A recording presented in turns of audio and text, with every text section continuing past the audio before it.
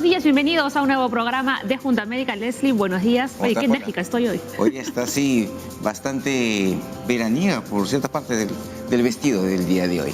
Hoy día vamos a hablar sobre la fibrosis pulmonar, una patología en la cual este pulmón cada vez se hace más duro para poder expandirse. No hay muchas causas, desafortunadamente, y el manejo, bueno, ya lo vamos a ver ahora cómo se hace en la parte hospitalaria y en la parte domiciliaria. Claro, hay ciertos factores, ¿no?, que nos podrían predisponer a desarrollar esta enfermedad, pero no hay una causa exacta, ¿no?, que sea pues el motivo. Claro, pero desafortunadamente sí conocemos otras causas que lo podrían producir y hay que evitarlas pues para que esto no pueda ocurrir. Atentos, porque este tema es muy importante. Arrancamos la Junta Médica.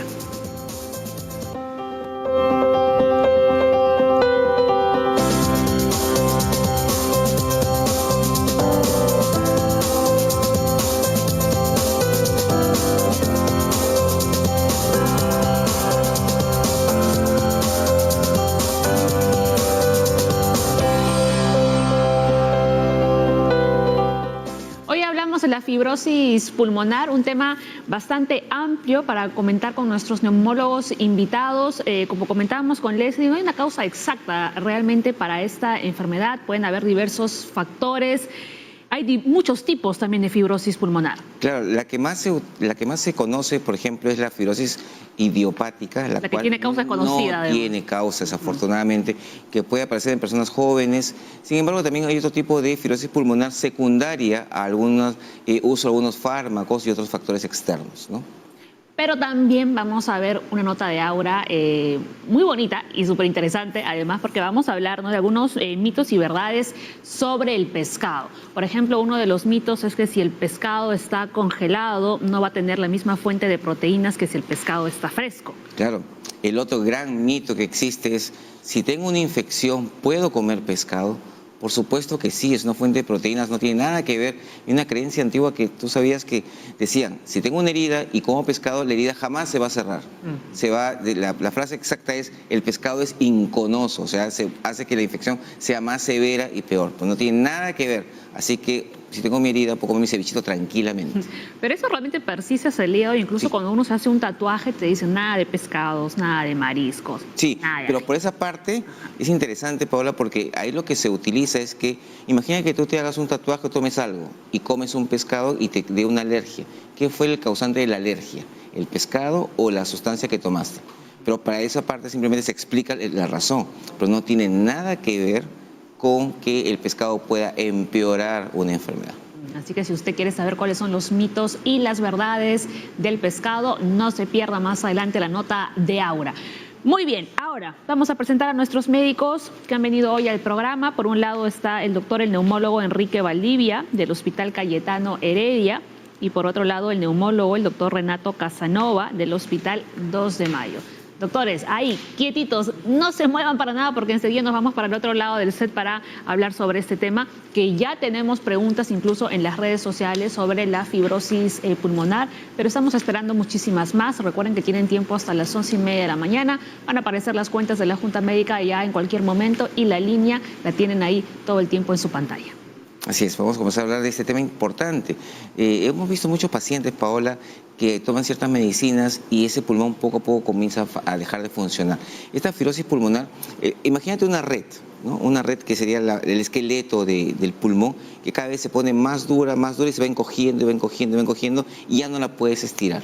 Cuando uno se infla el pulmón, este pulmón tiene una capacidad de dilatarse, de inflarse como un globo, esta capacidad comienza a perderse poco a poco.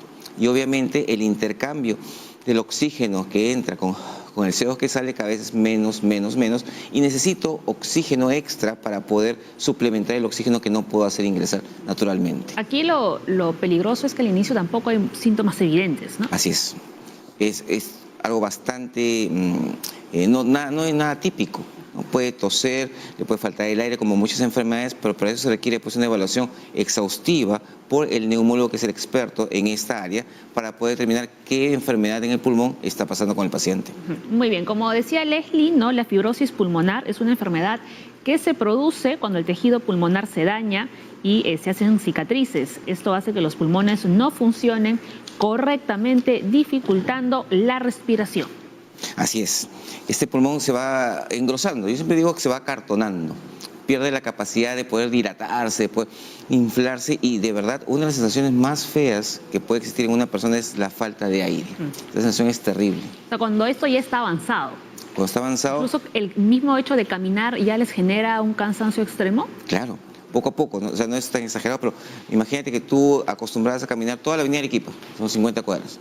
Ahora vas a poder caminar 30, después vas a caminar 20, después caminar 10, 5, y en ese momento vas bajando porque cada vez te vas cansando más, porque no hay esa capacidad de intercambio de oxígeno requerido normal.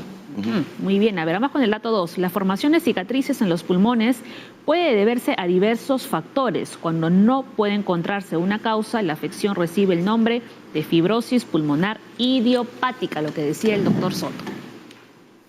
Claro, es justamente esa parte lo más feo, ¿no? Que no puede estirar. ¿Se puede catalogar como la más común?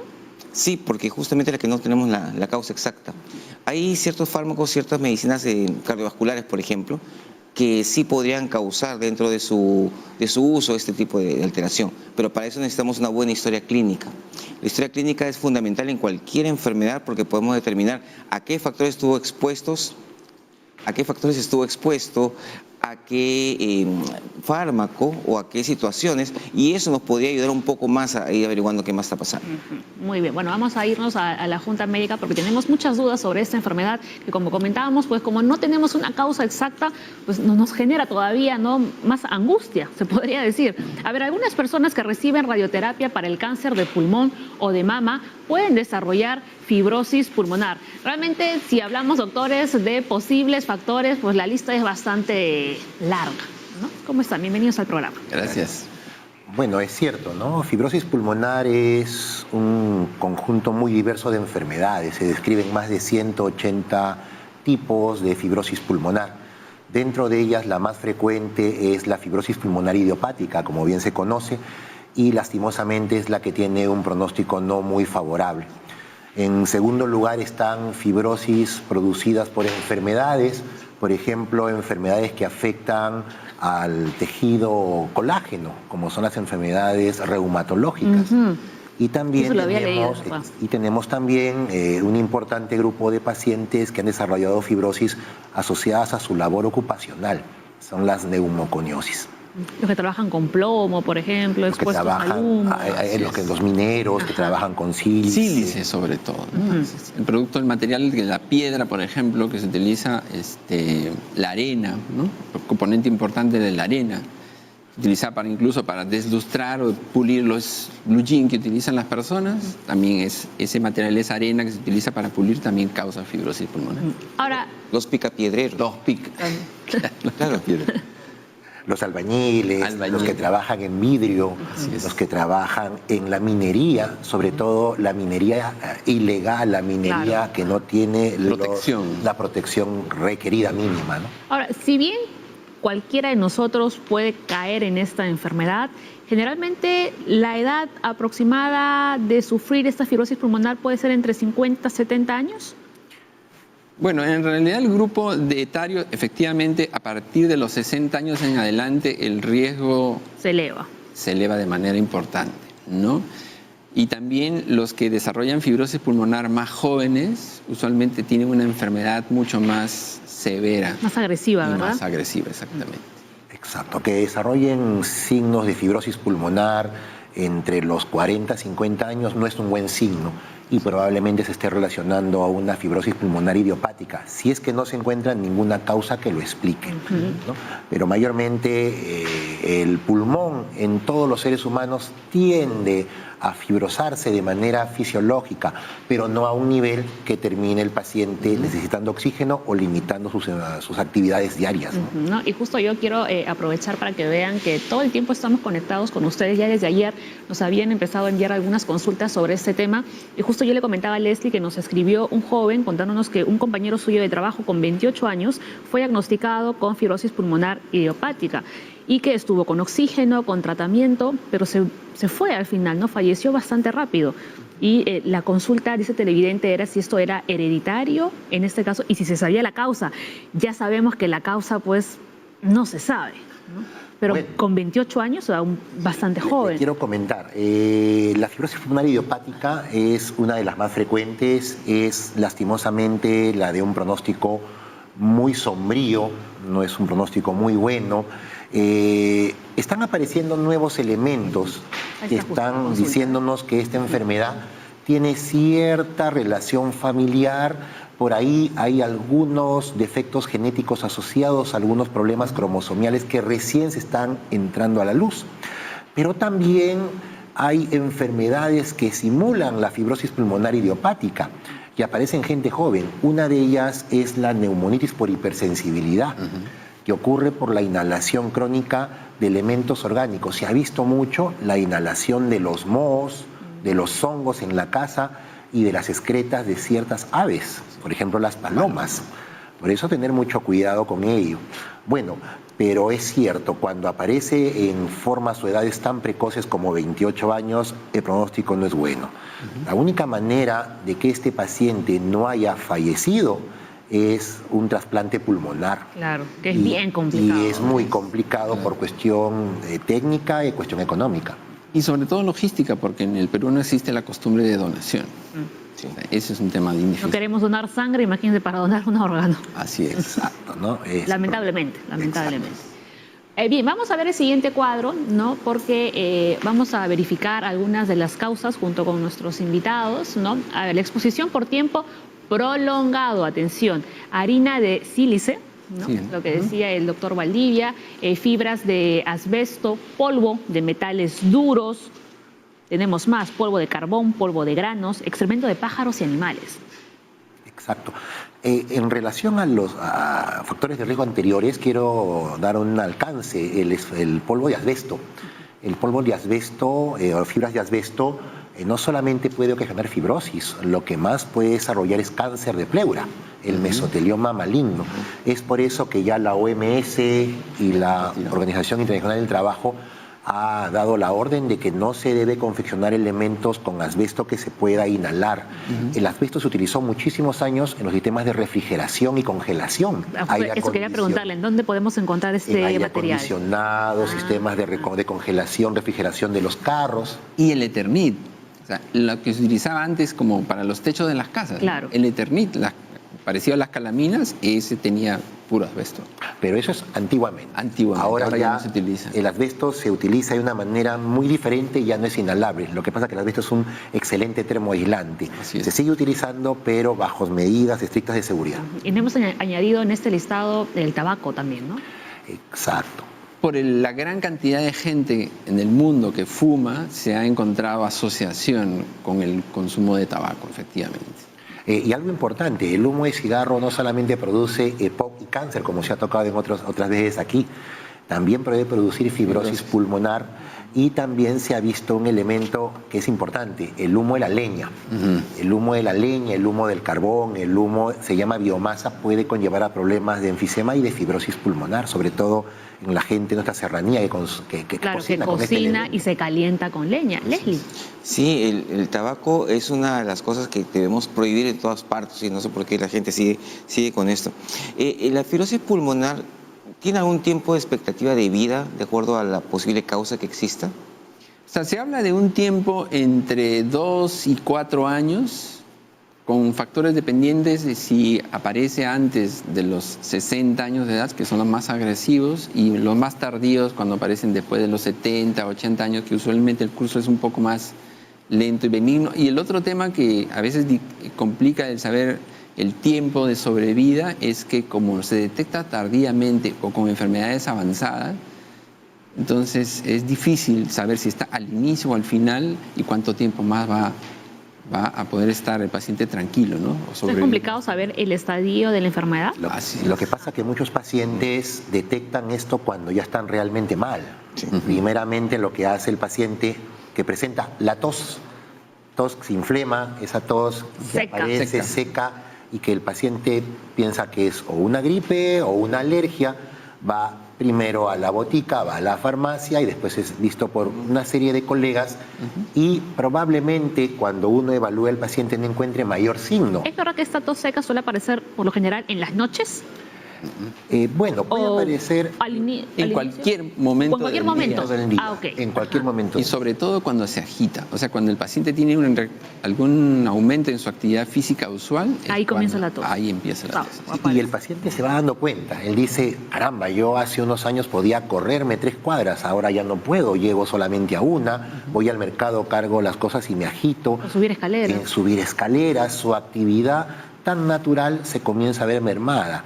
Entonces se va preocupando, pero lastimosamente muchas veces las imágenes salen ya cuando la enfermedad está un poco avanzada y eso retrasa el diagnóstico. Sí, lo que pasa también que en la población peruana, la gente que tose piensa que hay tos normal.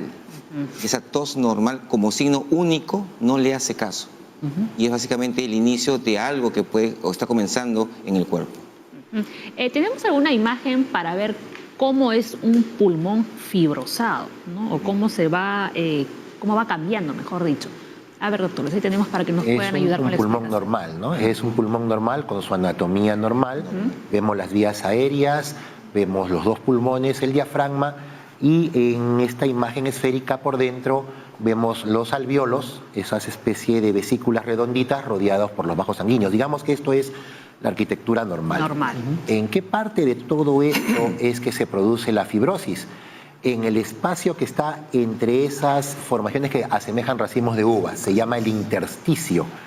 Es por eso que un sinónimo de fibrosis pulmonar es enfermedad intersticial pulmonar. Ajá. Ahí comienza a engrosarse, y que lo que dificulta es el paso del oxígeno y de esa manera el paciente siente que se agita. Aparte, como bien dijo el doctor, el pulmón pierde la capacidad de expandirse, se llama compliance. Así es. El pulmón normal se expande cuando uno ingresa aire. En los pacientes con fibrosis el pulmón pierde esta capacidad elástica y se vuelve más rígido. Claro. Imaginemos que cada una de esas paredes, de esas bolitas, como burbujas, es como una hoja de papel cebolla. Inicialmente es así, es muy delgadito y muy fino. Y es elástico, entonces uno lo puede estirar perfectamente. Pero conforme la enfermedad va avanzando, Se va endurando. se va convirtiendo de papel cebolla en papel bulky, grueso, después en cartulina y finalmente parece una hoja de cartón, que es dura y gruesa y ya no se puede estirar. O como una esponja de la que se usa para la ropa, ¿no? Que es, cuando uno la compra está perfecta, es blandita, la aprieta y jala un montón de agua, pero cuando se asolea y se envejece esa esponja se pone dura y ya no capta agua. Igualito es el pulmón, se pone duro y ya no se estira. Entonces se reduce de tamaño. Muy bien, pero ahora sí, por favor, póngame la otra imagen, porque quiero ver cómo se pone nuestro pulmón cuando uno ya tiene esta enfermedad. No hay imagen, bueno, no importa. Leslie. Están esperando que ese pulmón de ese cartón. Desde acá. Pero bueno, la explicación del doctor Valdivia además ha estado bastante bien, ¿no? Para hacernos una imagen mental. Una radiografía. Es una radiografía. Es una radiografía de tórax para que el público pueda entender. Lo que está al medio de blanco es el corazón, se llama la zona del mediastino. Y lo que está a los costados de color más negrito son los pulmones. Vemos en esos pulmones una serie de rayitas blancas pegadas al mediastino, son los vasos sanguíneos normales. Y vemos realmente un pulmón de aspecto normal. Eso sería una placa normal. Muchos pacientes con fibrosis en estadio inicial tienen este tipo de placas. Pero en esta segunda placa vemos ya lesiones... Unas manchas, ¿no? Yo veo manchas, pero no sé, doctor, ¿usted qué le parece? Me parecen más lesiones nodulares, ¿no? Claro, ahí son más nodulares, ¿no? Y no es típicamente la forma de presentación De la una fibrosis. Sí, esto más parece de una neoplasia. Sí. Más parece una neoplasia. O en una persona que ha trabajado en minas, por ejemplo, ¿no? En donde los acúmulos del Sí. polvo que se acumula, se centra en una parte, comienza a enfermar lo que está alrededor. Entonces se van formando como grupitos. Y algunos de ellos se juntan. ¿Y cuál? En todo caso, no está mala imagen. Es Claro. una de las tantas formas de fibrosis. Así es. Pero no es la idiopática. Ah. La Una idiopática secundaria. mayormente afecta la parte baja de los pulmones y las Y periferias. empieza a subir Y va subiendo, subiendo, subiendo y se va acartonando de abajo para hacia arriba. arriba. Y básicamente es uniforme, pero de abajo hacia arriba. ¿Puede ser también en parches esta fibrosis? Sí, de todo, doctor, el tipo de fibrosis, ¿no? Hay diferentes formas. Por ejemplo, escuchamos, o vimos por ahí, perdón, que el tratamiento del cáncer puede provocar fibrosis. Claro que sí. Ah. Por ejemplo, soy una señora con un cáncer de mama. me sacan la mama como parte del tratamiento, pero después viene la radioterapia complementaria. La radioterapia va a matar las células que quedan, pero como problema secundario es que va a quemar el pulmón que está detrás y va a generar una fibrosis por radioterapia y se va a ver en zonas de parches. O si tengo un Pero cáncer no siempre. no siempre. No siempre va a causar eso. Exacto. O cáncer de tiroides, utilizan radioterapia para la tiroides y hay una posibilidad, no siempre, de que se fibrose en la parte superior de los pulmones. Son consecuencias. Claro, pero en ese caso la fibrosis que va a ser una fibrosis localizada, local y que no va a aumentar. Exactamente. Como enfermedad. Y mejor pronóstico. Claro. Definitivamente esa mujer va a vivir muchos años, porque esa zona de pulmón fibrótico no va a afectar su función pulmonar. Y no debería aumentar. Lo mismo pasa, por ejemplo, con alguien que ha tenido tuberculosis. Queda con una cicatriz fibrótica de su enfermedad, pero el resto del pulmón está sano. Entonces, eso no debería empeorar. Entonces, eso no cae dentro de la fibrosis pulmonar idiopática. Es un proceso fibrótico secundario a una enfermedad infecciosa. Pero se arregla la enfermedad infecciosa y la fibrosis se queda ahí estancada y no empeora más. ¿Tener reflujo es algún condicionante? Sí, el reflujo gastroesofágico es relativamente frecuente, ¿no? ¿Qué tiene que ver el reflujo con el desarrollo de la enfermedad? Exacto. Lo que pasa es que todos los seres humanos durante el dormir tendemos a desarrollar un poco de reflujo normal. Pero en estos pacientes el reflujo, para que se entienda, es el regreso del contenido del estómago hacia el esófago. Puede llegar a las vías aéreas y puede pasar hacia los bronquios y de esa manera ir irritando de manera crónica los pulmones y puede ocasionar fibrosis, sobre todo en la parte baja. El problema se llama de microaspiración. Así es, o sea, lo que nosotros debemos entender que el estómago está preparado para trabajar con ácido, ¿no? Pero el resto del cuerpo no. Entonces, cuando ese ácido ingresa a los pulmones, obviamente los va a malograr. Y si uno se pasa una gran cantidad de ácido en las noches o continuamente, eso puede inducir la aparición de la fibrosis o empeorar una fibrosis que ya está existente, porque no sabemos hasta ahorita si es únicamente la causa de aparición de fibrosis, pero también se ve que empeora en los casos en que ya está diagnosticada la fibrosis. No sabemos si fue el que lo inició. Entonces, las personas diagnosticadas con reflujo deberían hacerse controles con el neumólogo más seguido. Exacto, no solamente con el gastroenterólogo, sino con el neumólogo para poder evaluar no solamente el proceso de fibrosis que se pueda desarrollar, sino también, sobre todo, asma.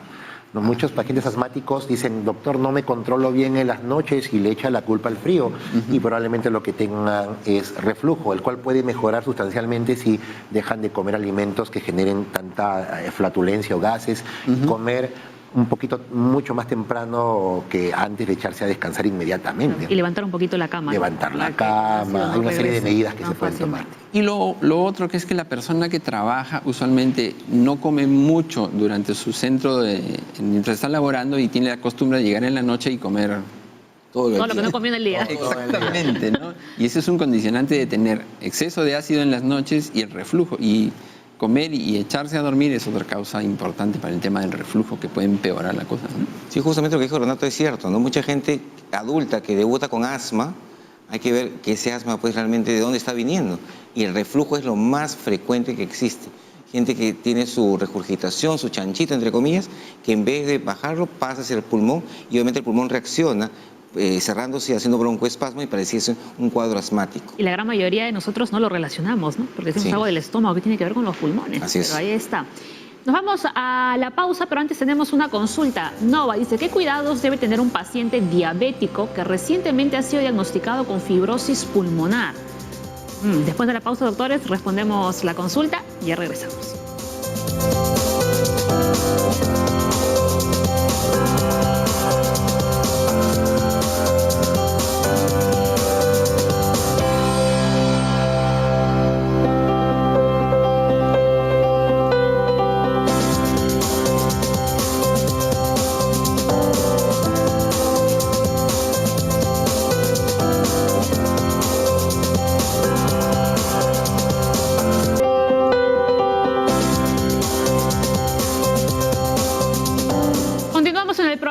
Hoy estamos hablando de la fibrosis pulmonar y vamos a repasar algunos de los síntomas que aparecen con esta enfermedad que puede tener muchísimas causas.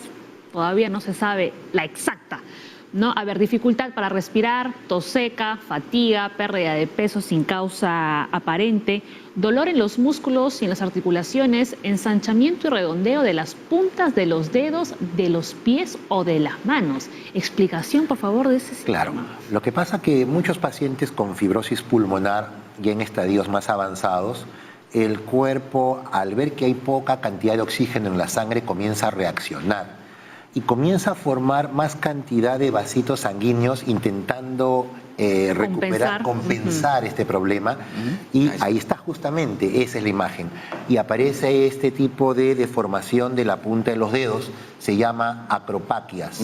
También se le llama hipocratismo digital, o le llaman también dedos en palillo de tambor, dedos en baqueta. Como la baqueta. Exacto. Otros le llaman uñas en vidrio reloj. Entonces, ese tipo de imagen, ojo, no es solamente propia de la fibrosis. Aparecen múltiples enfermedades pulmonares, cardíacas y hepáticas. Pero esto ya me dice que es un proceso crónico. Y que le está faltando el aire mucho tiempo. Por mucho tiempo, ¿no? Y eso es muy importante tomarlo en cuenta. Sí. Volvemos a repetir, ¿no?, que esos síntomas que acabamos de mencionar no suelen presentarse al inicio de la enfermedad. Ojo, cuando ya ustedes o por ahí sienten estas cosas es porque ya algo está avanzado. Claro, Así es. Peor, ya hablamos, ¿no?, del tema de los dedos o de los pies. Exacto, ya que esto aparezca es que ya probablemente la enfermedad está siendo, llamamos, evolutiva, ¿no? Y de larga data. De larga data, ¿no? Muchos pacientes me preguntan, doctor, ¿desde cuándo tengo esto? Yo les digo probablemente años. Y luego otro síntoma que es dolor en los músculos y en las articulaciones, ¿podría confundirse de repente con una enfermedad reumatológica? Sí, y incluso en algunos pacientes que ya llegan con el diagnóstico de fibrosis, algunos años comienzan a aparecer estigmas reumatológicos en el tiempo también. O sea que por ahí que siempre en algunos pacientes se habla de que en algunos de ellos van a debutar en algún tiempo con una enfermedad reumatológica tardíamente, ¿no? Por eso todo paciente que tenga alguna enfermedad reumatológica, hablo artritis reumatoidea, lupus eritematoso, esclerosis sistémica, tiene que necesariamente pasar por el neumólogo, necesariamente, para poder hacer el descarte de que no haya problema de fibrosis pulmonar en ellos. No es lo frecuente, es que quede claro, pero es bueno hacer el despistaje. Es parte de la evaluación integral. De la evaluación integral, ¿no? Y no solamente es la enfermedad, ¿no? También la medicación que recibe. Como el metrotexate, por ejemplo, que también está implicado en la fibrosis puede pulmonar. conllevarlo, pero que es necesario. Hay que estar siempre vigilando. Ahora vamos a ver cuáles son los fármacos, ¿no?, que dañan nuestro pulmón, se podría decir así. Pero antes queremos responder la consulta de nuestro televidente que nos había hecho a través de la cuenta de Twitter de la Junta Médica, que era un paciente diabético, ¿no? Dice, ¿qué cuidados debe tener un paciente diabético que recientemente ha sido diagnosticado con fibrosis pulmonar? Bueno, o sea, un tema de la diabetes es que no es solo el problema del azúcar, sino que la diabetes como enfermedad compleja, además altera las defensas de las personas, lo hace más proclive a las infecciones. Entonces, en el caso de la fibrosis pulmonar, esta enfermedad, por ejemplo, empeora cada vez que hay alguna infección asociada, sobre todo las pulmonares. Entonces, tenemos que ir hacia la prevención. Entonces, las vacunas son trascendentales en estos pacientes, sobre todo influenza y neumococo, ¿no? Porque si evitamos las infecciones en la medida de lo posible, esa persona no va a empeorar su enfermedad fibrótica. Y que su diabetes esté bien controlada. Claro. Ya que esté bien controlado, su sistema inmunológico va a trabajar de manera más óptima. Va a responder mejor. Leslie. Este paciente diabético no tiene, por tener diabetes no le va a dar fibrosis. No. Entonces este señor tiene dos enfermedades diferentes, pero igualito tiene que cuidarse y estabilizarse ambas. Sobre todo la diabetes para poder tener pues una persona con mayor defensa para poder atacar a todo el resto de organismos. ¿Qué fármacos van a estar acá involucrados? Esa es el Gran incógnita. Gran incógnita, porque también, Pablo, aunque no lo creas, muchos de ellos se usan a diario y no todos causan problemas. Por ejemplo, una de las cosas que estaba chequeando en la parte infecciosa, que es mi área, es la nitrofurantoína. La nitrofurantoína actualmente es una droga que se utiliza bastante. Un antibiótico. Es un antibiótico porque existe un cierto grupo de bacterias que se llaman las BLE, que es justamente este antibiótico lo va a causar. Pero para que la gente no se asuste, la cantidad de pacientes que podrían tener una fibrosis pulmonar por un fármaco es bastante bajo. Así es. No es muy alto. No es muy alto. Exacto, eso es muy importante. A veces muchos pacientes se les manda un medicamento y lo que hacen en casa es leer todo el inserto.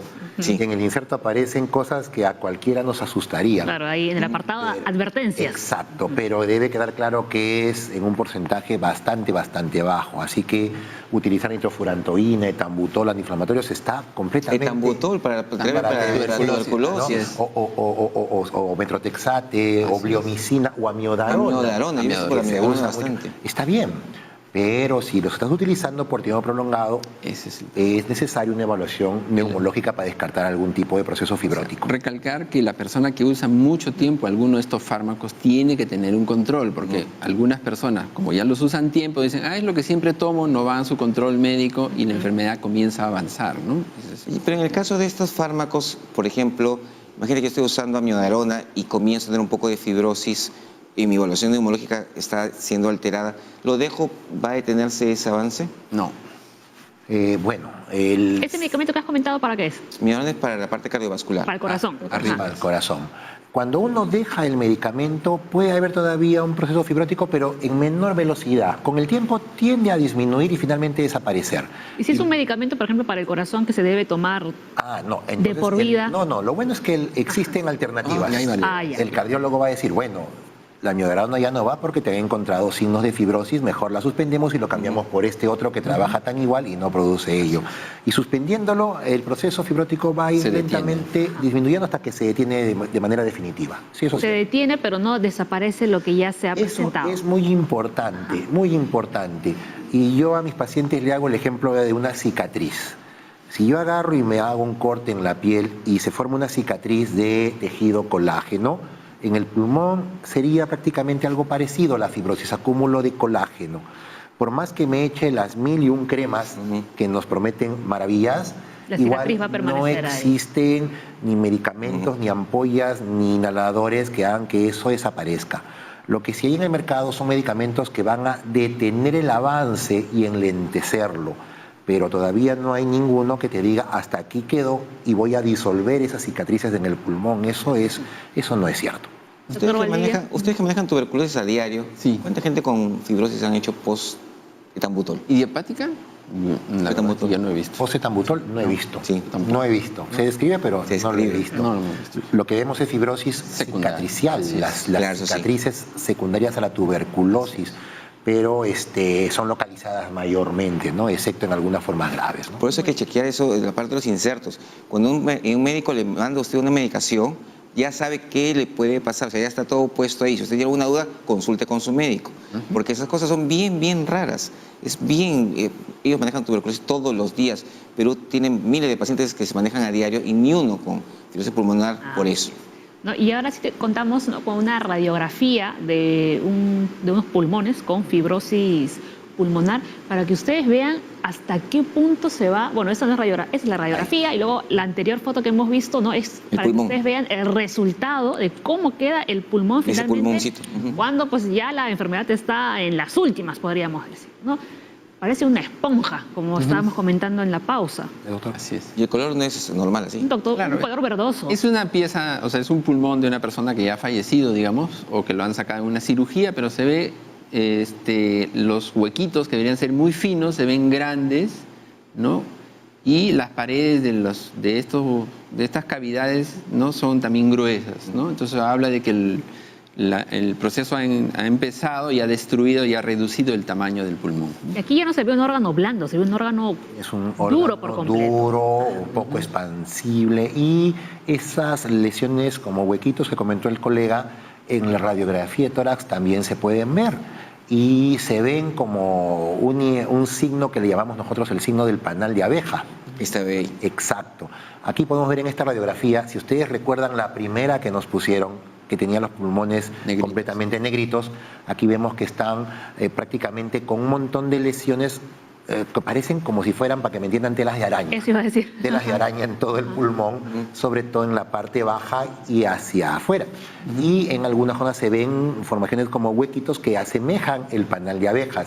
Por eso llamamos signo de panal de abejas, es signo de una fibrosis ya avanzada. Es seguro que esta persona el que tiene esta placa de tórax debe estar pues con una severa dificultad respiratoria y probablemente ya usando oxígeno. Oxígeno, ¿no? ¿Qué posibilidades de sobrevivir tiene un paciente con un cuadro En como ese este? estadio, Ajá. bueno, en ese estadio el tiempo de sobrevida está entre 1 año, quizás más o menos medio año más.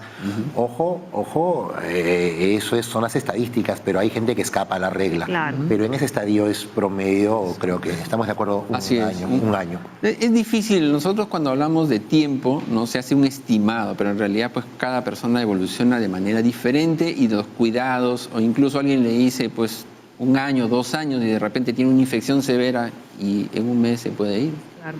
¿No? O puede pasar lo contrario. O hay Así es, pacientes o pasar que, más tiempo, claro, ¿no? yo tengo un paciente que le dieron 2 años y ahora lleva hasta ahora 6. Es que todo depende mucho de los cuidados. Lógicamente es un paciente que está monitorizado, cuidado, vacunado, bien alimentado, ¿no? Es decir, eso puede prolongar un poquito más la enfermedad. Preguntas. Pregunta, sí. Vamos a ver qué nos dice Ana en el Facebook. Nos ha puesto: la fibrosis pulmonar tan solo se da en adultos, ¿también se puede dar en niños? ¿Doctor?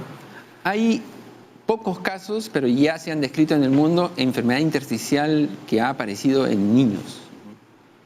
Desde los 5 o 6 años se han ido describiendo pocos casos en el mundo y algunos ya son adultos. Entonces, sí, efectivamente también puede darse en niños, pero es extremadamente raro, ¿no? Claro, en niños aparecen otro grupo de enfermedades fibróticas que son más raras, tienen mucha fuerza familiar, mucha fuerza hereditaria. Mucha genética tiene. Mucha genética, ¿no? Como le decía, estamos hablando más de 180 formas de enfermedad las que conllevan a fibrosis.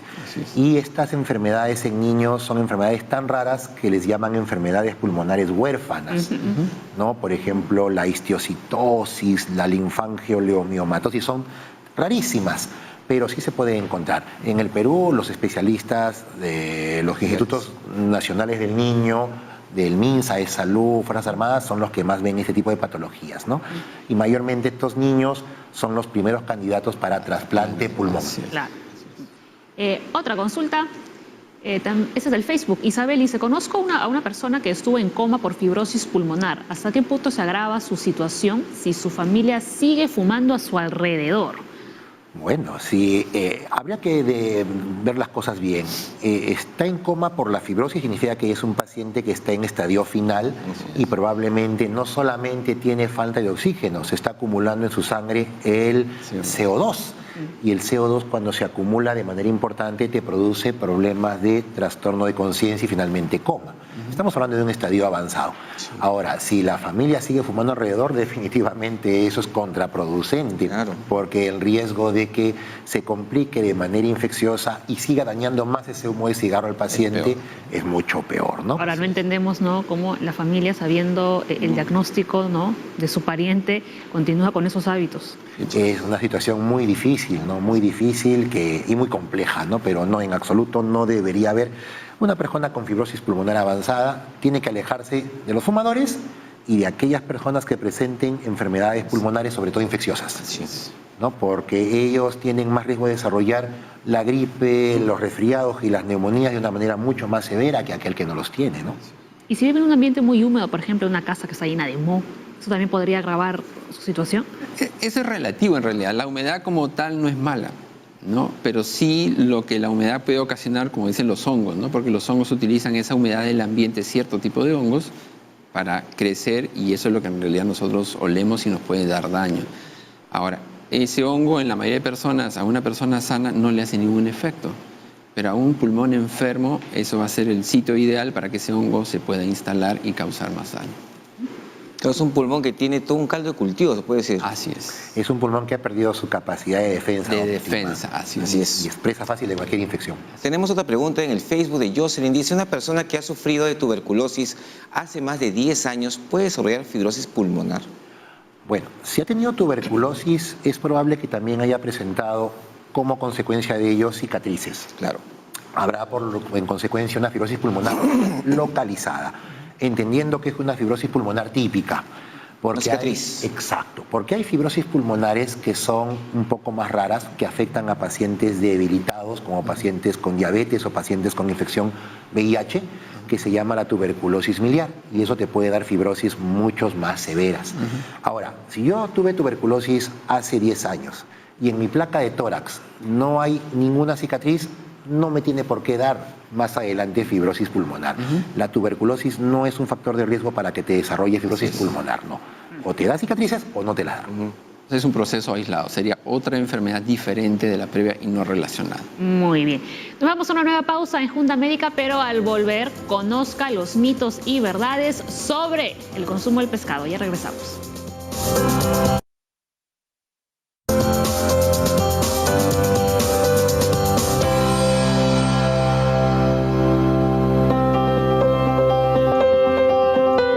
Bien, regresamos al programa. Hoy día estamos hablando de fibrosis pulmonar, una patología muy importante e interesante. Estamos viendo acá algunas causas y cómo vamos a manejarlo.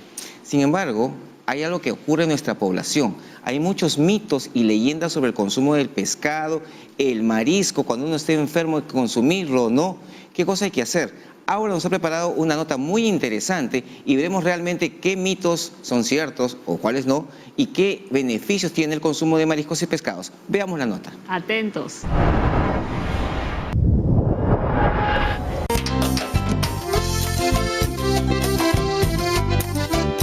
Los pescados y mariscos son una fuente importante de proteínas, aportan vitaminas, calcio, omega 3. Sin embargo, existen algunas creencias, ciertas o no, alrededor de estos valiosos alimentos. Por ejemplo, ¿puedo consumir el pescado que más me gusta a lo largo de todo el año? ¿Es preferible consumir el pescado siempre fresco o congelado? Si tengo una herida abierta y consumo pescado, ¿podría infectarse? Y finalmente, ¿consumir pescado nos hace más propensos a alergias y enfermedades? Esta ruta de la salud era en búsqueda de sus especialistas para conocer mucho más al respecto, así como para guiar nuestra ruta hacia un consumo adecuado y responsable de nuestros famosos pescados y mariscos. Empecemos.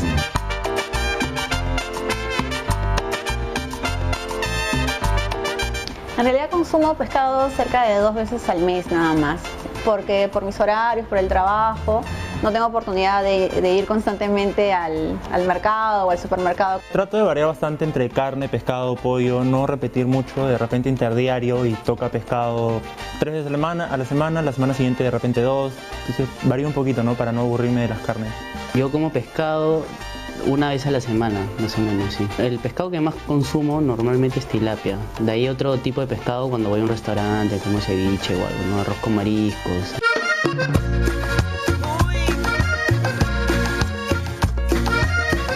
Bien, ya estamos con Natalie, que nos va a responder nuestra primera pregunta importantísima. ¿Por qué es recomendable consumir pescados y mariscos? El pescado es una proteína de alto valor biológico. Eso significa que dentro de las carnes la de mejor digestibilidad.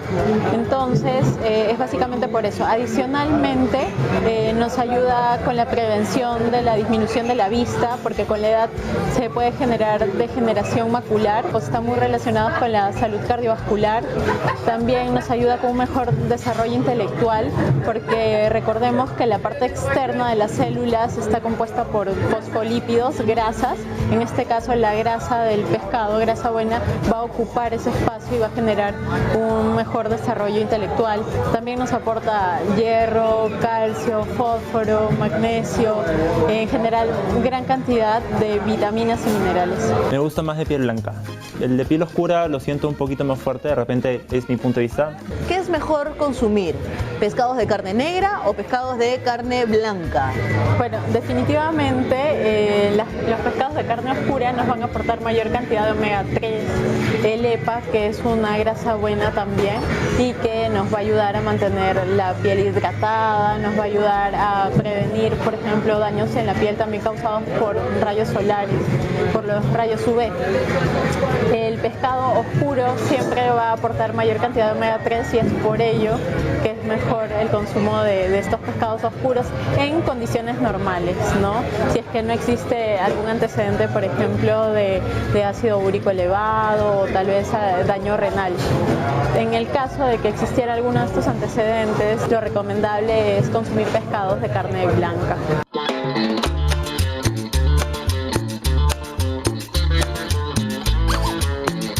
Las personas piensan que el gran consumo de pescados y de mariscos podría desarrollar alergias o te hace propenso a ellas. ¿Esto es real? ¿No? En realidad se ha descrito y existe y es real el hecho de que existan personas que son alérgicas a diferentes tipos de alimentos. Uno de los tipos de alimentos a los que una persona podría ser alérgico es a los alimentos de origen marino, pescados y mariscos. Los pescados tienen una proteína en sus fibras musculares que se llama la parvalbúmina. Esta parvalbúmina sería la responsable de generar reacciones alérgicas en algunas personas con predisposición genética, o sea, son personas que ya nacieron así, no es que el pescado te esté originando la alergia. Lo mismo pasa con los mariscos, ¿no?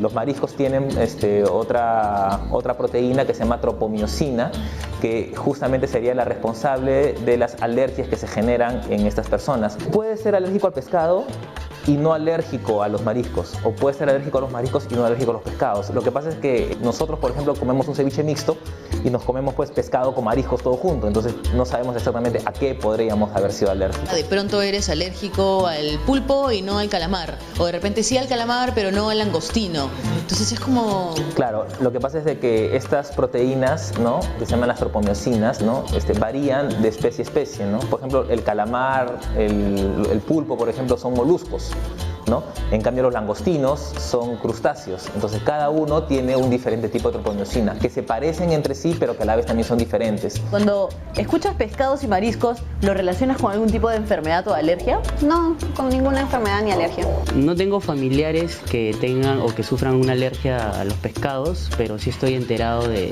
que la gente tiene bastante cuidado con el consumo del pescado porque viven en un ambiente que es contaminado, ¿no? Los mares, el agua y todo eso. Estamos con el profesor investigador de la Universidad Agraria, Raúl Porturas, que nos va a comentar primero qué significa una pesca artesanal responsable. Es la pesca que hace el pescador en muelles y caletas de toda la costa. Es una pesca en la cual el pescador no usa ningún esfuerzo mecánico, que son los que abastecen casi el 70-80% de la mesa popular. En Lima, en las principales ciudades de la República, la pesca que se vende en los mercados, supermercados, en mercados de abasto, realmente son abastecidos por la pesca artesanal, incluyendo algunos hasta los restaurantes, ¿no? Y mayormente la veda está relacionada a la pesca industrial. ¿Es real que los bebés no pueden comer pescado, mariscos en sus primeros meses de vida? Bueno, a partir de los 6 meses que empieza la alimentación complementaria ya se puede incluir el pescado. Definitivamente va la cantidad de ser mínima y no hay ningún problema. Sí, antes se creía que no, es más, esperaba como hasta el año de vida pensando que podía generar alergias. Sin embargo, sabemos que no, porque partiendo de que es una proteína de fácil absorción y digestibilidad, eso va a generar que el niño pueda aceptar mucho mejor este alimento. Es importante tener los antecedentes del papá o de la mamá. Si es que sí existe alergia, pues allí sí tener un poco de cautela con cuándo vamos a empezar. La gente piensa que el consumo de pescados y mariscos puede generar infecciones en las heridas si es que tuvieras una. ¿Esto es real, Eric? No es cierto, ¿no? Más bien el alto contenido de proteínas de los pescados y los productos marinos podría favorecer su cicatrización. Lo prefiero fresco por un tema, creo que se conserva mejor el sabor, pero no tanto porque pierda vitaminas o propiedades. El pescado especialmente es un producto altamente perecible. Y bacterias y acción enzimática que tiene el pescado, a pocos minutos que sale del mar ya comienza el deterioro, ¿no? Cadena fría significa que el pescado, al menos su captura, es colocado en una caja limpia, sanitizada con hielo. Durante su comercialización, con hielo. Durante su transporte a la casa del cliente, con hielo. Lo prefiero congelado por practicidad.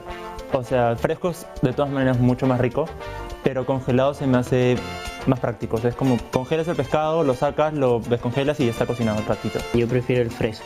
¿Por qué? Porque no consumo mucho pescado y cuando lo consumo prefiero que sea fresco, o sea, comprarlo fresco y prepararlo al momento. ¿Qué sucede también de pronto con algunas amas de casa que tienen dos opciones? Comprar el pescado del día o luego también algunas que por facilidad y practicidad compran el pescado y los mariscos ya congelados. Si yo voy a comprar un pescado para comérmelo en el día, lo refrigero o lo cocino inmediatamente.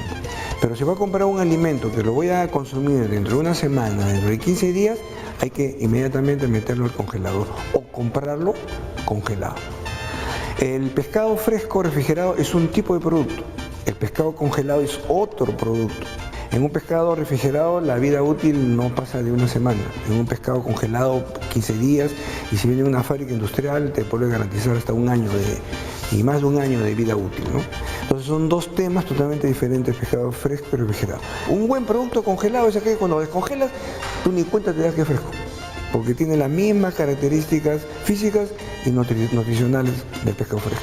Siempre va a ser mejor el alimento fresco. Ahora, si es que existe alguna necesidad de comprar y congelar, pues lo ideal es que se congele de forma fraccionada, que no se esté rompiendo la cadena de frío, o sea, guardando el alimento en grandes porciones, sino porcionarlo de acuerdo a los días en los que voy a necesitar el alimento.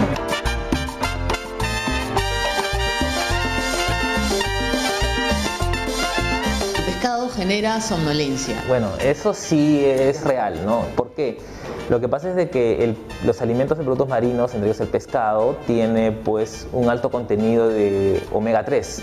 El omega 3 es un ácido graso esencial, ¿no? ¿Qué quiere decir esencial? Que nuestro cuerpo no lo produce, pero lo necesita. Favorece la secreción y producción de melatonina dentro de nosotros. La melatonina es una hormona que genera pues un efecto relajante en nuestro organismo. Yo he traído acá algunos filetes. Quiero saber cómo podemos darnos cuenta si todavía están comibles, si todavía podemos cocinar. El pescado se vende muerto, en rigor mortis. Entonces las amas de casa tienen sus tips, ellas saben que tocan el pescado y si está durito, ¿no? Levantan el opérculo, ven las gallas, si está roja, ¿no? Pero los mariscos, de preferencia hay que comprarlos vivos. Mariscos estamos refiriéndonos a moluscos y crustáceos. Cuando está muerto y tú en un camarón, en un choro, en una concha de abanico, no puedes tocar, no puedes verificar colores, texturas, porque tiene una concha, tiene una caparazón. Entonces, la mejor manera de tener la seguridad de que está fresco, cómpralo vivo. Ya, tú lo primero que agarras es la textura, ¿no? Como este filetito está duro, porque si estuviera deteriorado tú lo aprietas y se hunde el dedo, ¿no? Entonces tú sientes la textura de la carne, sientes el aroma, está fresco, no apesta, no huele. Como este todito tú ves, mira, tú lo aprietas, mira, se hunde, ¿no? Este no se hunde. Este está menos fresco que este. ¿Es verdad que el pescado y los mariscos son afrodisíacos? No hay nada que nos diga o algo que nos diga sí exactamente si es afrodisíaco. Yo creo que más que todo tiene que ver con un tema más subjetivo que un tema científico en realidad, ¿no? Más bien si tiene un efecto relajante, más bien después con el pescado, de repente te vas a quedar dormido.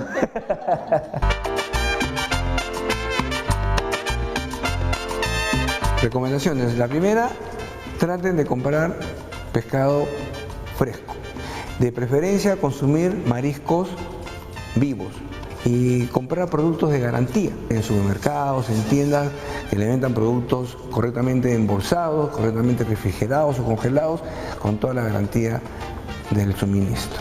Y con toda la información que hemos recopilado podemos cerrar nuestra ruta de la salud, que esta vez fue un poco detrás de los mitos y algunas verdades que están en los pescados y en el consumo de mariscos. Así que muchas gracias, hasta luego.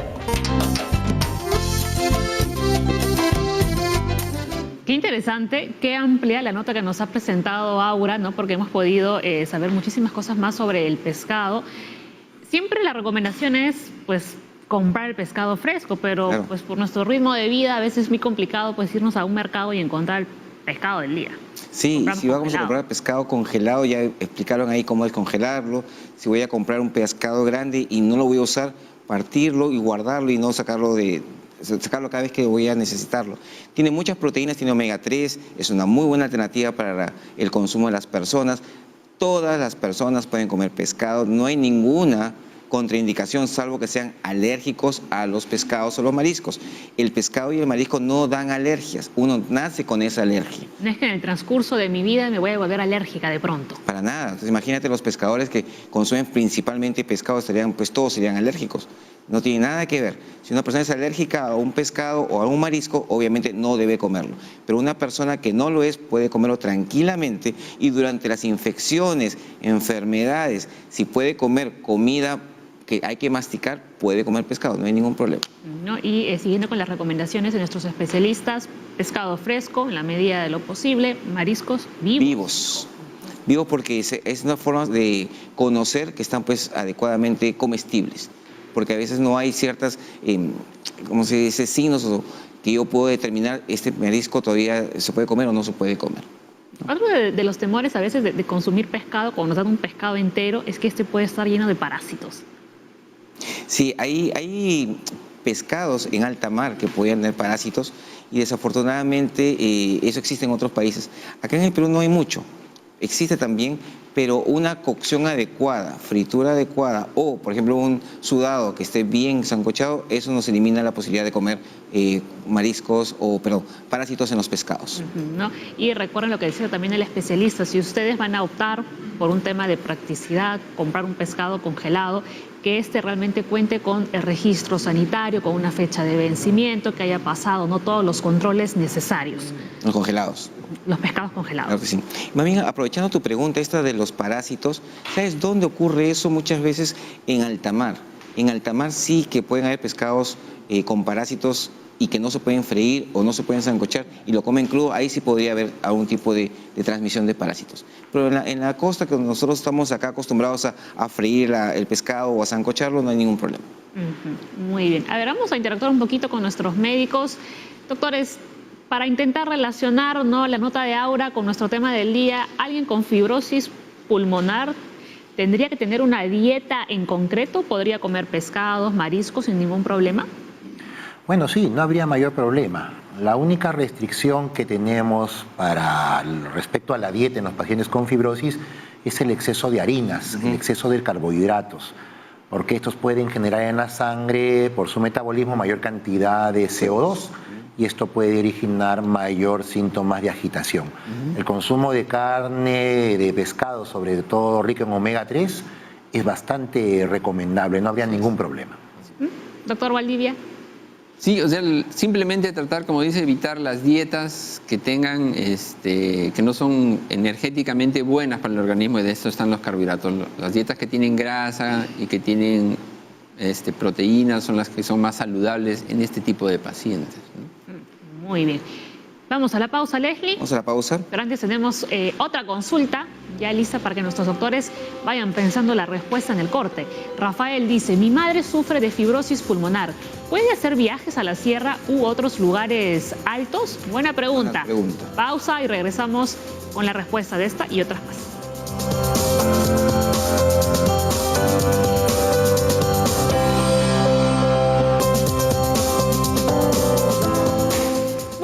Van a responder la consulta de Rafael. Mi madre sufre de fibrosis pulmonar. ¿Puede hacer viajes a la sierra u otros lugares altos?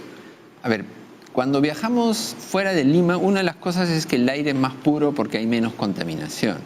Cuando viajamos a la sierra siempre vemos un cielo azul y eso lo asociamos con aire limpio. Y efectivamente, el aire está limpio. Sin embargo, la altura implica que hay menor presión y por lo tanto la concentración de oxígeno es menor.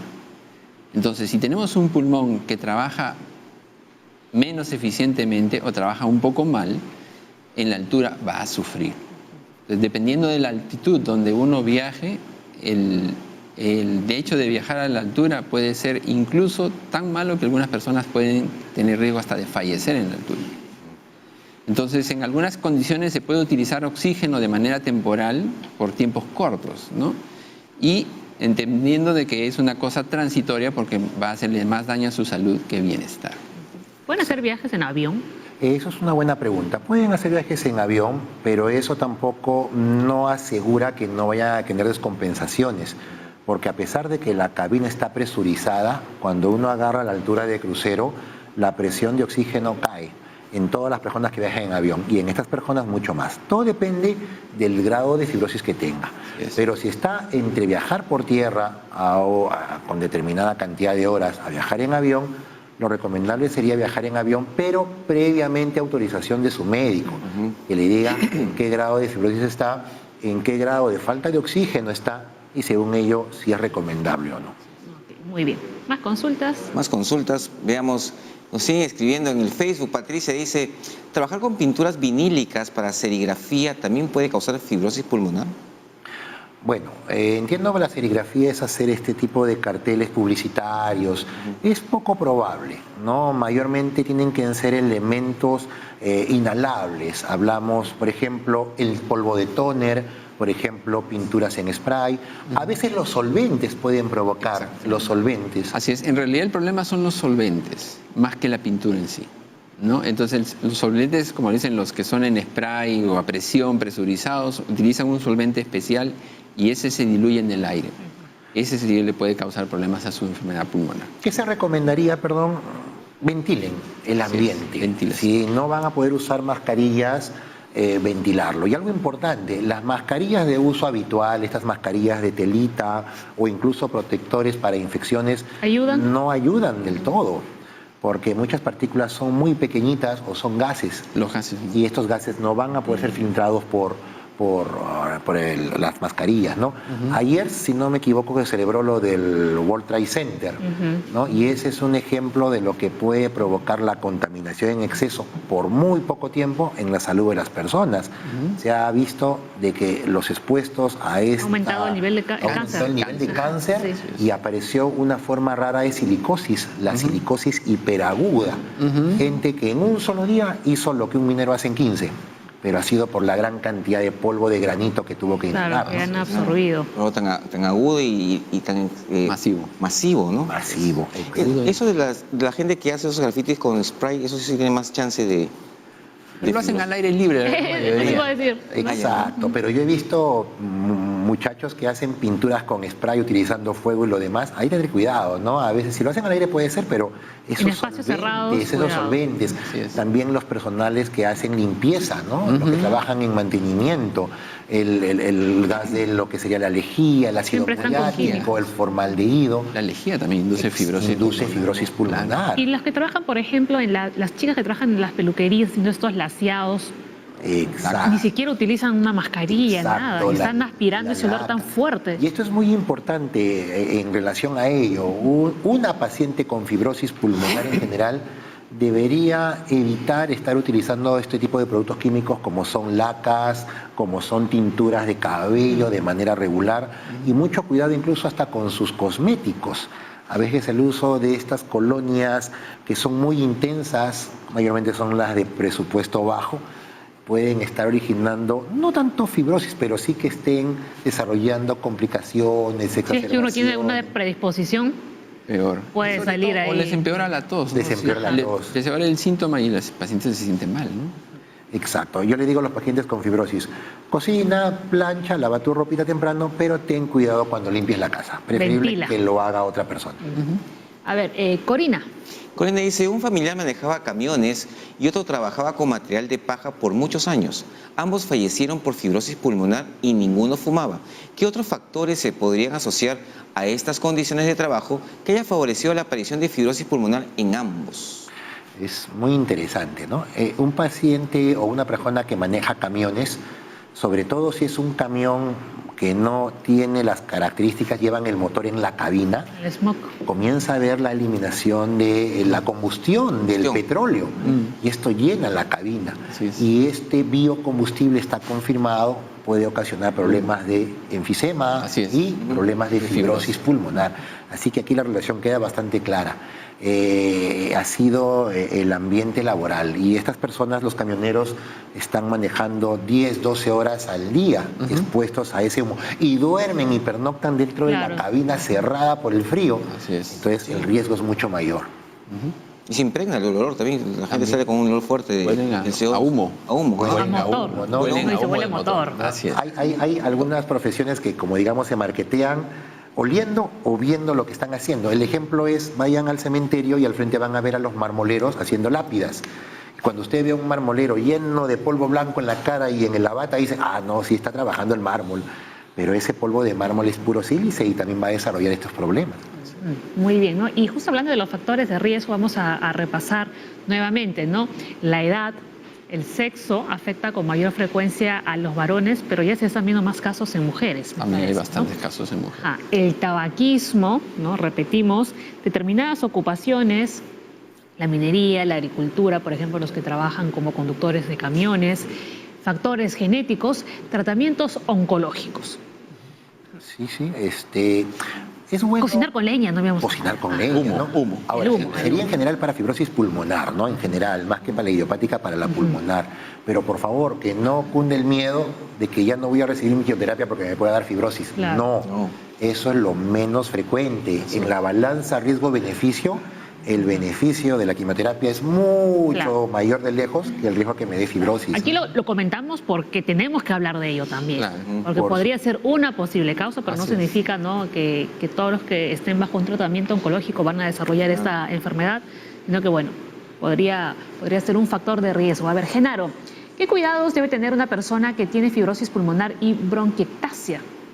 Claro, o sea, el tema, como siempre, es prevención, ¿no? Entonces, en ambos casos, su vacunación, como ya hemos mencionado, influenza, neumococo, evitar acercarse a personas que estén con evidente resfriado, porque para eso no tenemos vacuna para todos los virus respiratorios, ¿no? Y el segundo tema es una alimentación adecuada y balanceada, ¿no? Y siempre tener un control médico cercano ante cualquier cambio en su patrón respiratorio o tener secreciones, un cambio de color, etcétera, para iniciar prontamente algún tipo de tratamiento, no solamente antibióticos. Y algo importante es lavarse las manos. Muchos dicen, algo tan fácil. Me resfrié, pero yo no recuerdo que nadie me estornudara en la cara. Pero resulta que a lo mejor subió al transporte público y esa manija fue manipulada minutos antes por una persona que estornudó. Y muchos de los virus respiratorios entran por la mano. Y cuando yo como el pancito o la galleta, ya me enfermé, ya me infecté. Ya me fregué. Doctor Soto. Bien, seguimos. Vamos a ver cómo hacemos los diagnósticos. El criterio. Los criterios. Lo primerito y siempre lo que pedimos es una buena historia clínica.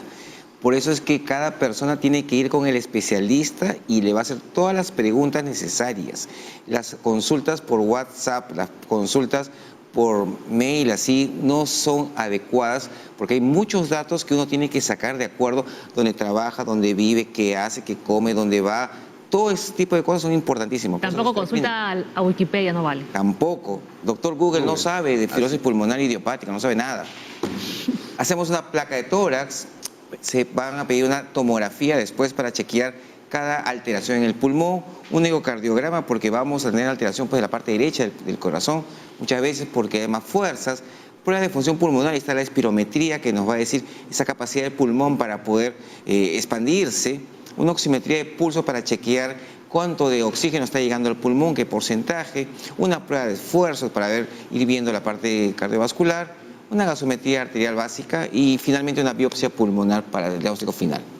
¿No? Sí, bueno. ¿Todos esos exámenes se tienen que hacer para hacer el diagnóstico? Sí, algunos no, se obvian. Depende. Si tenemos un paciente que ya está con una fibrosis pulmonar completamente clara en la tomografía, realmente invadirlo para hacer una biopsia de pulmón ya no se recomienda. Incluso las nuevas recomendaciones dicen de que la biopsia ya se está dejando para determinados tipos. Y con una buena imagen, con un buen criterio radiológico y clínico sobre todo, podemos llegar al diagnóstico. Pero es cierto, es importante una evaluación integral, incluso también evaluación por el cardiólogo. Muchos pacientes con problemas de fibrosis tienen problemas cardíacos debido a su fibrosis y requieren un manejo especializado para que su agitación se controle mejor. Así es, ahora se habla de equipo multidisciplinario, ¿no? Entonces, la idea es que la tomografía es un examen de imágenes, mientras que la biopsia, cuando uno toma un poco de tejido, te da otra idea y precisa más la enfermedad. Pero en muchos casos, como dice el doctor, tomando las imágenes y las pruebas que se tiene a la mano, se puede evitar en algunos casos no acudir a la cirugía, que sería más contundente, ¿no? Entonces, ahora se habla de consensos y entre varias especialidades y pruebas se llega a un consenso y quienes no cuadran o tienen un caso dudoso van a terminar en cirugía y los que tienen un caso más típico ya pueden ser diagnosticados como fibrosis pulmonar idiopática y empezar, si es que es posible, algún tipo de tratamiento. Es por eso que en los hospitales referenciales, nosotros en este caso del MINSA, tenemos equipos, ¿no? En Cayetano Heredia, en el Loaiza, en el 2 de Mayo, María Auxiliadora, el Hospital Carrión. No solamente es el neumólogo quien lo ve, también lo está viendo el cardiólogo, el reumatólogo, el nutricionista, incluso también manejamos apoyo psicológico y psiquiátrico, porque la calidad de vida se ve mermada del paciente y de la familia. La familia se desespera al ver al paciente cómo está teniendo tanto sufrimiento y hay que dar un manejo y un soporte adecuado. Claro, porque esa persona ya no puede trabajar, no puede, digamos, sostenerse sola. Así es. Claro, haciendo un ejemplo conocido, el cantante, el Puma, ¿no? José Luis Rodríguez es conocido y él lo dijo públicamente que tenía fibrosis pulmonar y en la etapa final previa a su trasplante ya no podía cantar, estaba conectado a un balón de oxígeno. Lo operaron, le hicieron el trasplante, tuvo, digamos, los medios y la tecnología en otros países para poder hacérselo y ahora está de gira otra vez. Claro. ¿No? Entonces, la vida radicalmente iba a venir de cambio. Ahora, aquí en Perú, ¿con qué tipos de tratamientos contamos? Bueno, en el caso de la fibrosis pulmonar existen dos, por lo menos al momento, dos tipos de tratamiento que están ya autorizados a nivel mundial. Sin embargo, debemos resaltar que estos tratamientos no son curativos, ¿no? Disminuyen síntomas, amortiguan un poco el progreso de la enfermedad, no tanto como quisiéramos nosotros, y depende mucho, en algunos casos, o en la gran mayoría de casos, de qué tan rápido se inicie la medicina, ¿no? Por su alto costo todavía no están disponibles para uso de manera continua, ¿no? ¿El seguro no lo cubre, el CIS tampoco? Bueno, los seguros particulares pueden digamos, cubrirlos parcialmente, en algunos casos totalmente. El CIS, hasta donde yo sé, no está todavía autorizado debido a de que el problema está de que muchas veces no ofrecen un beneficio tan importante que justifique en muchos casos el costo, ¿no? Hay que individualizar los casos, ¿no? Estos dos medicamentos son los únicos probados, es la pirfenidona y el nintedanib. Ambos medicamentos han probado una disminución de la velocidad de la fibrosis, pero no la detienen. Van a mejorar la tos y algunos síntomas propios del paciente y mejoran la función pulmonar parcialmente. El problema es que se deben tomar de por vida, son muy costosos, tienen algunos efectos adversos. Bastante. Entonces, ¿cuáles son los efectos adversos de esos medicamentos? En el caso de la pirfenidona se toman a veces 6 a más tabletas al día. 6 a 9 tabletas al día. Con problemas gástricos correspondientes. En el nintedanib se toma uno en la mañana, uno en la noche. Y lo que más se ve en ellos es diarrea que se puede manejar, ¿no? Digamos de que uno genera menos molestias que el otro, pero en relación a precios, uno es mucho más barato que el otro. En todo caso, hay colegas que lo manejan y tienen cierta experiencia al respecto, ¿no? En lo que es instituciones públicas todavía no es tanta la experiencia por estas limitantes. ¿Y cuándo ya llegamos a la cirugía antes de seguir con las consultas? Bueno, todo depende. Como ya sabemos, primero el trasplante de pulmón a nivel mundial se ha ido optimizando en el caso de la seguridad, de que el paciente lo tolere y sobre todo el costo y el tiempo que le dure el trasplante, ¿no? En el caso de riñón, pues hablamos de muchos años, incluso hasta 10 años que el trasplante funciona y el paciente mejora en su calidad de vida. En el caso del pulmón es diferente porque el pulmón está expuesto a todo lo que respiramos. Y por lo tanto tiene mayor riesgo de infecciones. Y si uno usa inmunosupresores o algo que hace que el paciente tolere mejor el trasplante, también lo convierte en más riesgo de infecciones. Entonces eso hace que la vida, cuánto dure el trasplante, es mucho más corta. Pero en Perú el trasplante pulmonar es bastante bajo. En general, todos los trasplantes. Creo que es poquísimo, si comparamos con riñón, por ejemplo. Eso sí. Porque el riñón es la mayoría de trasplantes son de familiares relacionados o donantes relacionados. En este caso, el pulmón no puede ser sacado de una persona. Yo te dono medio pulmón. Medio pulmón. No, un cuartito. Generalmente de pacientes que están en muerte cerebral, ¿no? O pacientes fallecidos. Y algo importante es de que el pulmón es un órgano que genera mucho rechazo. Y para evitar el rechazo requiere que el paciente tome medicamentos que le bajen las defensas. Y como el doctor Valdivia comenta, el pulmón es el que está recibiendo toda la carga de gérmenes todos los días, así que el riesgo de complicaciones es alto. Actualmente, quien tiene más experiencia en el manejo de trasplantes es la Seguridad Social, y dentro de ellos el Hospital Almenara y en menor cuantía el Remagliati. El Ministerio de Salud está planteando desarrollar una unidad de trasplante porque es también parte del desarrollo de la medicina, y de todas maneras se va a tener que implementar ello. ¿El problema cuál es? El problema es de que un donante patológicamente o histopatológicamente compatible, segundo, es un donante cadavérico, y antes que uno, que ya es adulto, hay niños que están esperando en la cola. Claro, hay un gran listado ahí que hay que respetar. Es un gran listado. Ahora, me acuerdo que una familia me dijo, doctor Casanova, tenemos juntado un dinerito para ¿cuánto cuesta? En promedio estamos hablando por encima de los $300,000. ¡Wow! Entonces es un procedimiento muy costoso. Muy bien, vamos a continuar con las preguntas. Seguimos con la pregunta. En Facebook Joel nos ha puesto, fui paciente de cáncer y me realizaron quimioterapia con bleomicina. En el proceso tuve un cuadro de trombosis femoral. Ahora me canso muy rápido y me falta el aire. ¿Tiene alguna relación con la fibrosis pulmonar?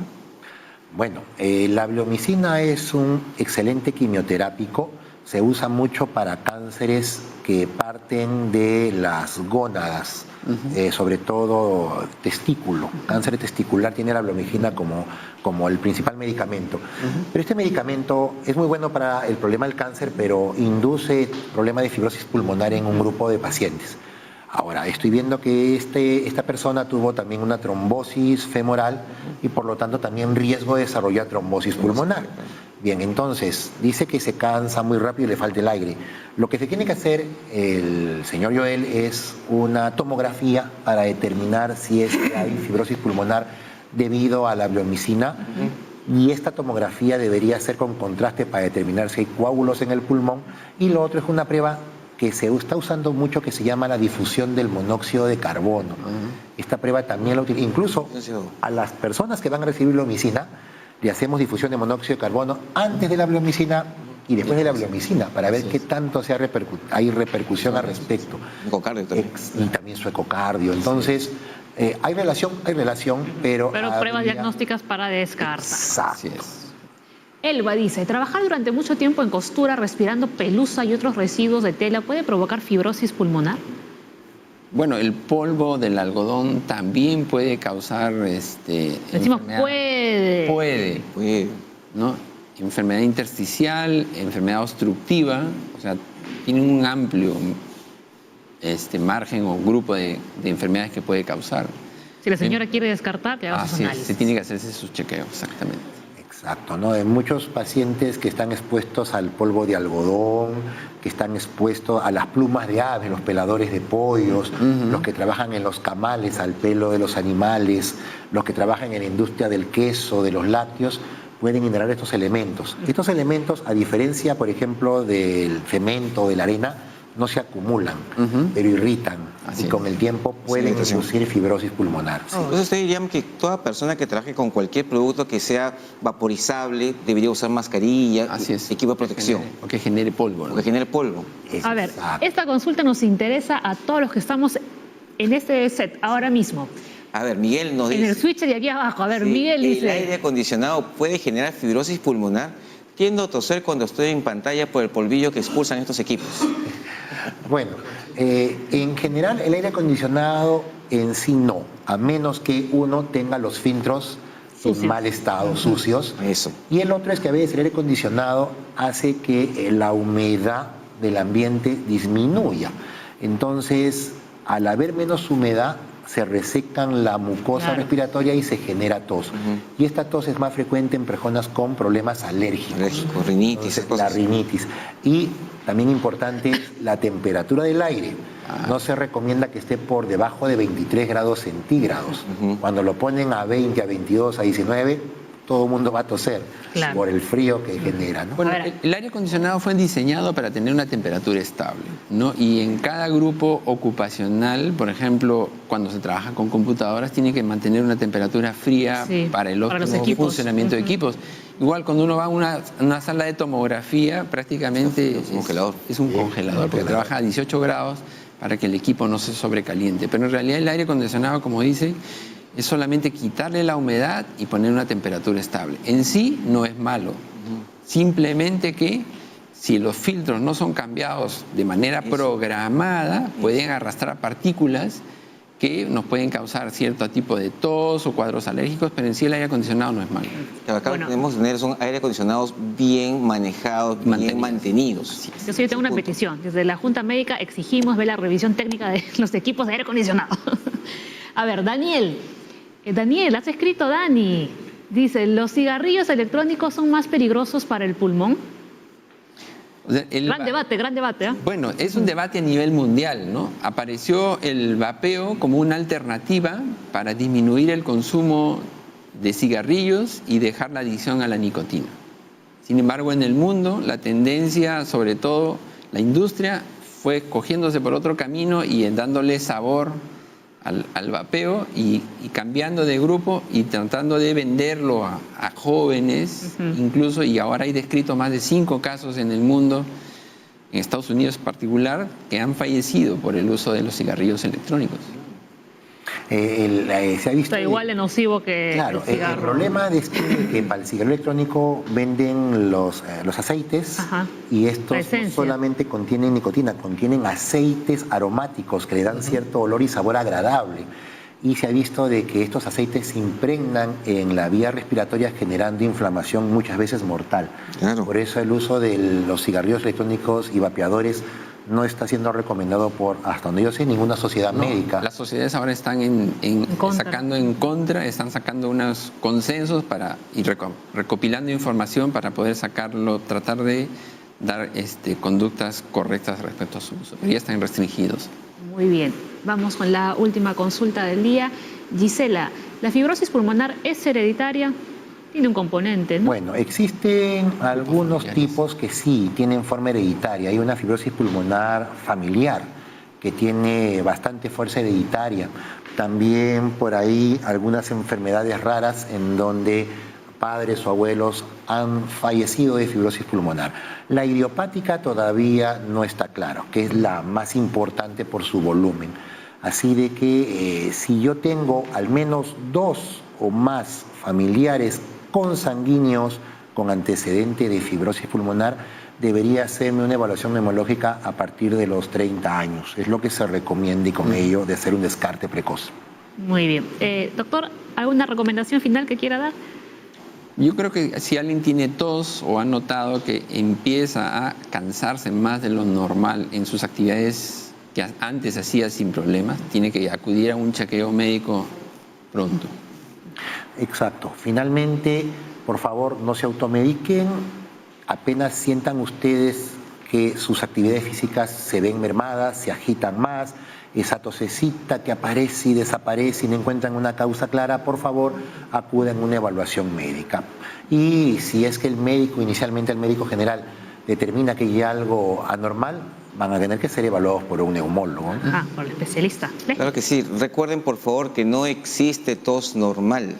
Esa tosecita que uno escucha todos los días, no, es mi tos diaria, es normal, no existe. O tos del fumador, que dice. O tos del fumador, claro que sí. Esa tos implica que algo está pasando porque la tos es un reflejo beneficioso del cuerpo que está diciendo algo está pasando. Tenemos en todos los hospitales del Ministerio de Salud, Fuerzas Armadas y policiales, neumólogos capacitados que van a poder decir qué puede tener y lo mejor para usted es un diagnóstico adecuado y el mejor tratamiento que le pueden dar. Eso es, ¿no? Grandes especialistas como los que hemos tenido hoy aquí en el programa. Muchísimas gracias por haber estado en la Junta Médica, doctores. Nos vamos. Mañana es viernes, ¿verdad? Sí. Mañana es viernes, ya saben, la salud mental siempre presente aquí en este programa. Que tengan un bonito jueves. Hasta mañana a las 10. Chao.